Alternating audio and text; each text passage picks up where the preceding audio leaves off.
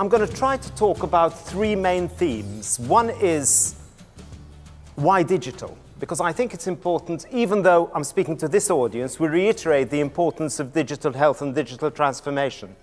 I spend a lot of time speaking around the world to physicians in particular about the importance of digital transformation, because I think there's some work we need to do there, and I'll come back to that. The second theme is looking at Canada and reflections on where we are compared to the rest of the world. In my role, I have the privilege of going from country to country, speaking to government after government, speaking to big health system after big health system around digital transformation, around the blocks, around the potential avenues to take, around the strategies to adopt to really hasten that of course, for the benefit of the citizen, which is really what we're here to do. And finally, I want to come back to clinicians, and I want to do that for a reason, because there is a significant issue among clinicians in the digital, but I'll come back to that. So, to start with, why digital? And again, I make no apology for speaking about this, even in this audience, because I think we really need to keep on making and banging the drum as to why it's so important.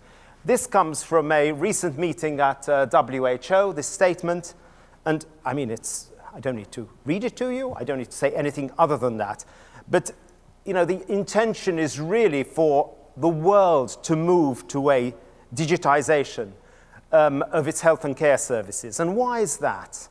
And if you stop and think, you then start to think about a gentleman's club.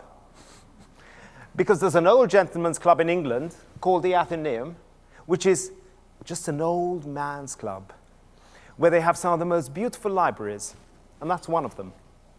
And if you notice, there's a typo at the top. It says 1830 to 2030.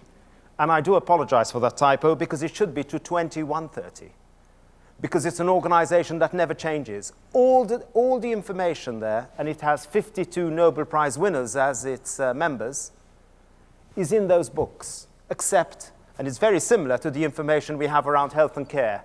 You really need to know how to connect one book to another. You really need to know how to find a book. I know sometimes I try, and my God, it's difficult. I got to get some help. And it's not easy. And you can't connect the bits. And digitization will help us connect the bits, which is why it's so important. But I think there are other reasons why we're moving towards digitization. We know what the level of financial challenge is in terms of health and care. We know that the percentages of GDP that health and care is consuming is increasing year on year. So I think there's a case to be made there. We know the difficulty associated with workforce. It's getting more difficult to actually find people to work in health and care, only because there aren't enough people, considering the levels of care we need to introduce in the system. We have a significant issue with burnout, and I really mean significant, and this is not a Canadian issue. Yesterday, I was in London, Ontario, where I'm an adjunct at their medical school, speaking to their physicians. Burnout is a significant issue there. It's a significant issue in the US. It's a significant issue in the UK. It's a significant issue in Australia. Everywhere I go, all I hear about is burnout, burnout, burnout, burnout. Burnout and EMRs, burnout and digital. There is an association we need to manage here, and I think that's the third theme I want to talk about. Outcomes and experience, as we know, is certainly not keeping up with the financial outlays. We know, even in terms of the crude metrics, in Public Health England, we came out with our latest report on the state of health and the state of well-being in England, where it's very clear that the difference between males and females in terms of longevity is reducing, the speed at which longevity is going up is diminishing, and also, even more significantly, the disease-free life years between males and females are now practically identical. So this lady in the front, you're probably going to live a little bit longer than me, but do you know, I'd rather be a man. And do you know why? Because the last year, probably you'll live in misery and I won't. The level of, sadly, the level of towards the end of life of disease in women is going up and up and up, and I think digitization is part of how we can actually manage all this by uniting healthcare. And I'm sorry, I don't mean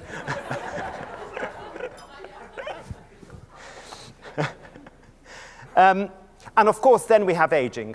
And yes, you're not in the situation which some of the other countries are in the world. Japan is literally falling off a demographic cliff here in terms of aging and the demography. The same is true in parts of Europe. Singapore is in the same sort of place, but aging is a significant issue and is making multimorbidity more prevalent, and multimorbidity without digital transformation gets ever so much more difficult. So what's the response of governments to this and of systems to this? We seem to be moving away from activity-based systems, and this is true globally, I might add. Because as a physician, I can find something wrong with each one of you if I look hard enough, and I can actually perform a procedure on each one. Now, it may not be the right procedure. It may not be appropriate for me to perform that procedure on you, but I could really, if I really look hard, I could find a reason why that is the case. In systems which have activity as the basis for the metric for driving health systems, like in places like Germany, for example, it is not uncommon for people in the mid-40s to have had 3 or 4 surgical procedures done. Now, access is exceptionally good. But do they really need to have 3 or 4 procedures done? There's a question there. More isn't necessarily always very good. And so governments are thinking that the solution really is moving towards a more capitated, predictable system, to personalized, accountable, if we use the US model, population health, if we use the more British model, but they're basically sort of value-based, they're basically the same, they're capitated models, population health systems. And payers find this attractive because they feel they're predictable. They're predictable in terms of financial outlay. The challenge, of course, is designing the metrics to actually deliver them, and people are struggling with that. But that shift is taking place globally, and it's taking place really quite fast. And the implications of this upon practice are very, very significant, because Western medicine is made up of medicine by body part. The diabetologist doesn't speak to the cardiologist, who certainly doesn't speak to the neurologist, who wouldn't deem to think to speak to the municipality. But the moving from body part to whole people is part of this process. And it's aided, of course, by the consumer revolution, which has completely changed the nature of health and care to a system which is based upon the provider to a system which is based upon the consumer. And and we heard about that this morning, that acceleration is actually increasing every minute of the day. And doing more with less is all we're talking about at the moment, and certainly all we seem to be talking about with health systems that are more and more struggling with less and less resource.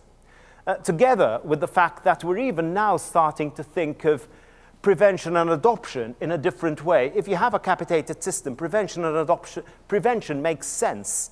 If you live in an activity-based system, it's very difficult for a hospital, for a healthcare institution to take on prevention as something relevant and important, if the only way it can actually not succeed financially but survive financially is by having enough activity. If prevention affects activity negatively, the systems don't quite work. And what we're doing in England at the moment is trying to adopt a more personalized, digitized preventive public health. We're trying to completely reform the way we do public health using digital methodologies and behavioral change amongst individuals to do that. In essence, what I'm saying is disintermediating the health system and directly speaking to the consumer. These are big shifts. These are big changes we're going through at the moment. And the effect of that upon our systems are going to be enormous. I mean, the EMR, the electronic medical record, everyone used to talk about the EMR as being the only important thing is the EMR. If you get the EMR right, adoption of EMR right, you're perfectly okay. But in the new world of interconnections between health, between local government, between different bits of the system, the EMR is probably no more than 10% of what you need to know if you're really trying to manage populations on a population health type basis, because the other 90% are to do with where people live, levels of education, levels of income, activities. There's a whole host of different potential important aspects we need to consider. So these changes are enormously important. And of course, in all of this, we need to consider open standards. You know, we have FHIR in the United States. In places like Finland and Estonia, they're using the X-Road as the methodology to actually tie in databases. Interoperability is going to remain something which is really going to be important. And in case there's any doubt about the factors that affect a citizen's health and well-being, I thought I'd just reprise this again. This is from Health Affairs in 2002, and it really shows what affects, it's for a developed country, what affects a person's well-being, a citizen's well-being. And you notice the biomedical component is only about 10%, which is really quite depressing, actually, for physicians like me, because if you think, through incredibly hard work of all of us, we improve the health system by 10%, an enormous undertaking in terms of productivity. For a person, we could well make a difference of 1%. I mean, that's really quite depressing. But I think it's important to understand that the non-health determinants are really, really, really important. And with a population health type approach or value-based type approach, that is really getting understood very much more. So, where are we with all of this? And I think the Yukon isn't that far away, and I think we're in the Klondike Rush number 2 here, because this is part 2 of the same thing. Data is the new gold.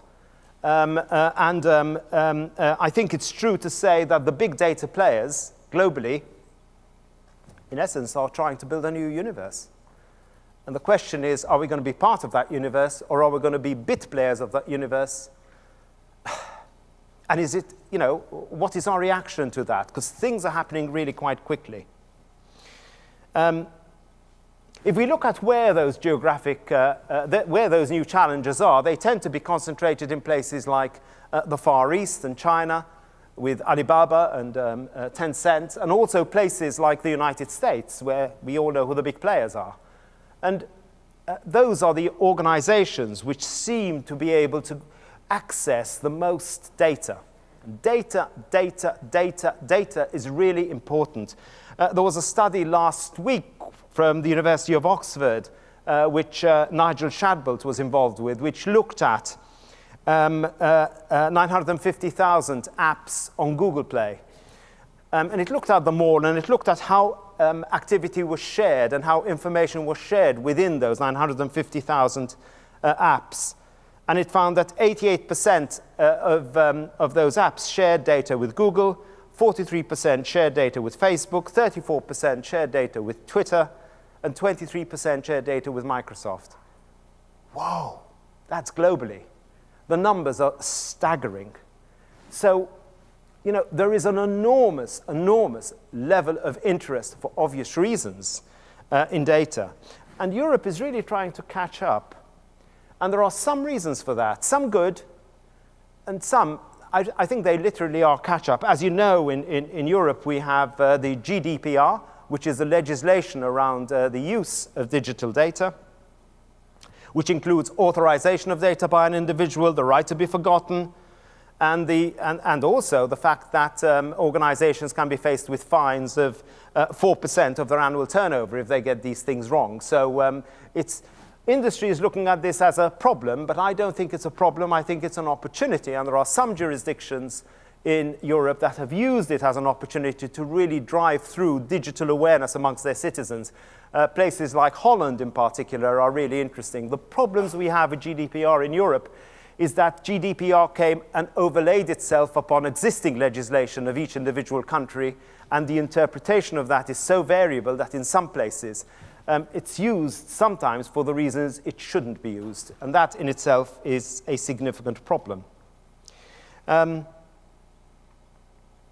really then we're moving to precision medicine. And precision medicine, of course, means the rise of the biologics in pharma, and really the rise of personalized pathways.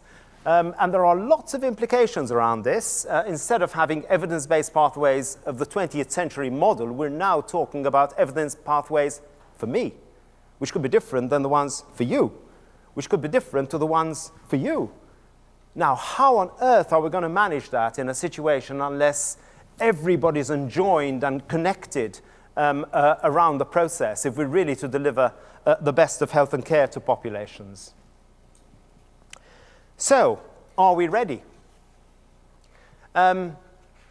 Access Health, which is a successor to Access Atlantic, really is an essential enabler in terms of a conduit for citizens to gain their information, to have access to their information. We know we can talk to people or at people for a significant amount of time, but unless people are interested and also engaged in their own health and care, we're not going to get as far as we could do. So having the pull of the population to be interested and involved in their own health and care is going to add enormously to outcomes, which is really why we're all here today. So I think that is really important, and who better than an independent entity to hold that data on behalf of a citizen. We do have a problem with trust in a lot of countries, and some countries they've managed to deal with that in different ways. Last week I was in Finland, small country, 5.5 million people. They have a service called My Cancer Health, and it's been around for a long time. It's been there for a long time. People are used to it. People access their own health and care. They even include wearables in that, personal data. It's available to professionals with consent. It works. It includes secondary care. You'd think it works perfectly. That is the perfect world. And if you look at it, it sort of is nearly there. Also, the access to it is the second most downloaded app, used app in Finland. So people really use it. All the prescribing is through that, of course. Their e-prescribing modules go through that process, but it's only a 5 million population. And a 5 million population which is sort of unidimensional, they are a little bit isolated. Yes, of course, they're next door to Estonia, so they really work closely with the Estonians. Actually, through My Cancer, you can if you go to Tallinn over the water, you can access your own data if you happen to be there. You can even access your data if you happen to go to Luxembourg. And soon you can access your data in most states in Europe. So the thought of the citizen being able to go from place to place, like you're able to go from Ontario to Quebec to British Columbia, and still being able to access your data is something good. And certainly, if we're thinking in terms of managing non-communicable diseases and getting people to take more control of their health, is something absolutely essential. And if we're thinking in terms of moving from hospital to home, which we're all talking about, how are we going to do it unless we do this? But not all is perfect, really, because even in places like Finland, they're going through a structural reorganization. And I tried to talk to them about structural reorganizations because the NHS is the world expert at structural reorganizations. I said, if I have another job, if I'm born again, I'm going to become a sign writer. Because if you're a sign writer in the NHS, you'll have a job for life, as long as you don't change the system, but only change the sign over the door. And they're going through a significant structural change, going down from 295 municipalities to 18. Which includes hospitals within them. So inevitably that's going to take up some of their attention, but I think they're on a good path. In places like Australia, where I was last week, they're moving their My Health record. It used to be an opt-in service. It's now an opt-out service, a big change in terms of a whole population. That's actually taking place over the next few weeks. Lots of discussions with consumers.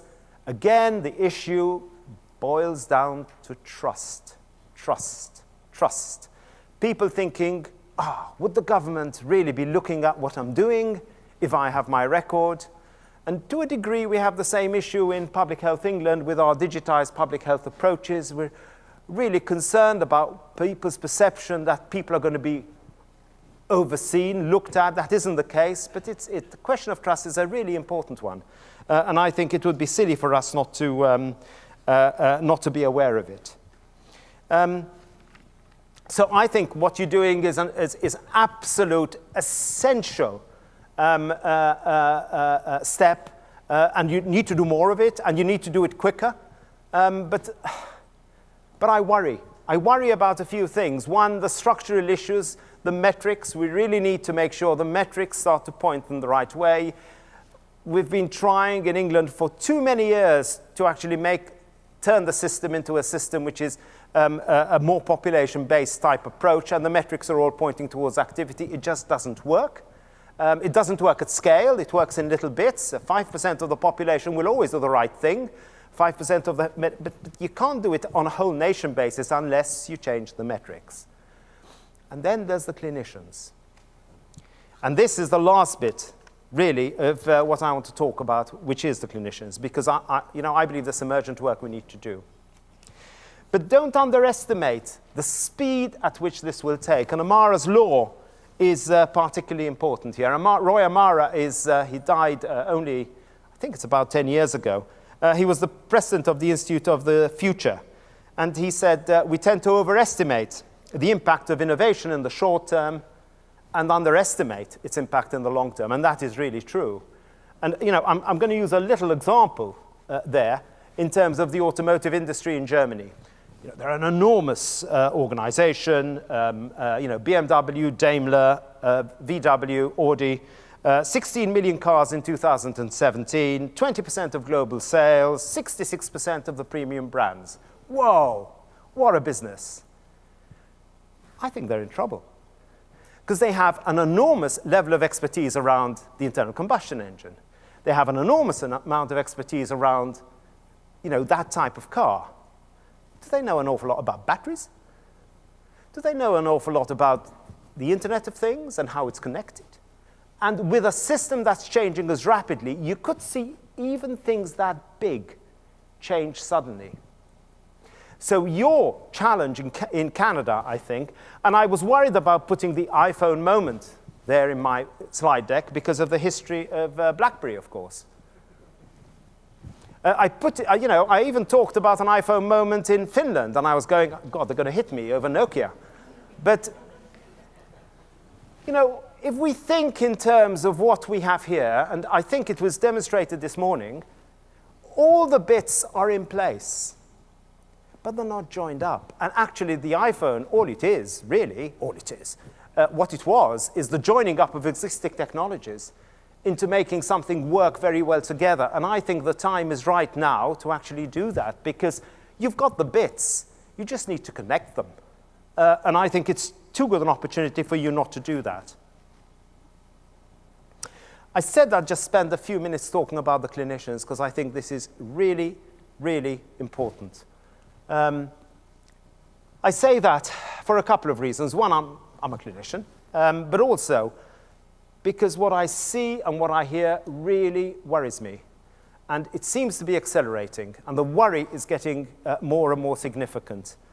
The levels of burnout are really quite extraordinary. When you have nearly twice the level of suicide amongst physicians, when you have levels of depersonalization and where you hear doctors say that computers and the digital revolution is the devil's spawn. And I've heard that many, many times. When you hear about that emotional exhaustion and reduced personal accomplishment, which in the end of the day leads to worse patient outcomes, more medical errors. So there's also an effect it has upon the end user. I think we really need to do something about this. And there's also, again, another sexual issue here with the burnout. Females are seem to be much more susceptible to burnout than males, and partly that's, of course, because of the feminization of the workforce, but there is a real problem, and I think we need to do something quickly to actually manage this. EMRs, and the adoption of EMRs, we need to spend some time thinking about this much more than we do. Perhaps we don't think about the effects of how we adopt an EMR. We need to really reinterpret digital transformation to lessen its effects upon physician burnout, because if we don't, we're going to make the workforce issues substantially worse. And I think also there's another piece about reimagining what it can mean if we think of digital transformation as being a clinical extender, which in essence is what it could be. And we're doing quite a bit of work in HIMSS specifically around these three separate issues, but not talking to the physicians who happen to be the chief information medical officers, but talking to the mainstream, the normal clinician, because nowadays data is everybody's business. A physician needs to be completely enjoined, involved in information, because that's how healthcare is managed, for all the reasons we said today.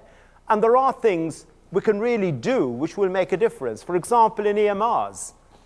In EMRs, a seamless EMR interface with a clinician is at least as important as the closing of the care gaps.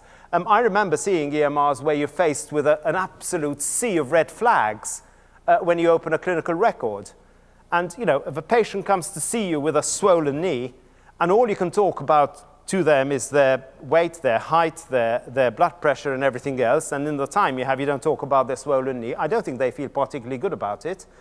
And if that happens to you 20 times in a day, you really feel pretty rotten about that at the end of the day. And if it happens every day for 5 days through a week, and it happens week after week, the whole thing becomes really unsustainable. And we're seeing so many physicians actually leave clinical practice, and partly because of this. They are not getting that level of satisfaction around what they do. They feel that they aren't being able to do what they should do because there are things which are put in front of them which are not allowing them to do what they wish to do. This is really quite serious. And we really need to spend some time trying to figure out how we're going to manage a process to ensure that doesn't happen. So thinking around that pace of change in terms of adoption, there is a way you can adopt an EMR to actually make it less difficult for the clinicians than we do, but perhaps we don't design it with them from the start. Perhaps we don't design it with them and the consumer from the start. There are all sorts of ways we can do this. And then we need to talk much more about digital transformation as a whole. I speak to radiologists who are really desperate about the fact they feel they're going to be replaced by a machine. This isn't about being replaced by a machine. I mean, if you use your head to actually put yourself on a pathway, it's a way in which you can increase your influence and a way in which you can improve the care to your patients, which is really what this is about. But people need the support and help to do that, and globally they are not receiving it. And this is a problem because we need to make sure they are receiving it. It takes too long for us to go back to medical schools to tell them to change their curricula. We've been trying to do that for a few years.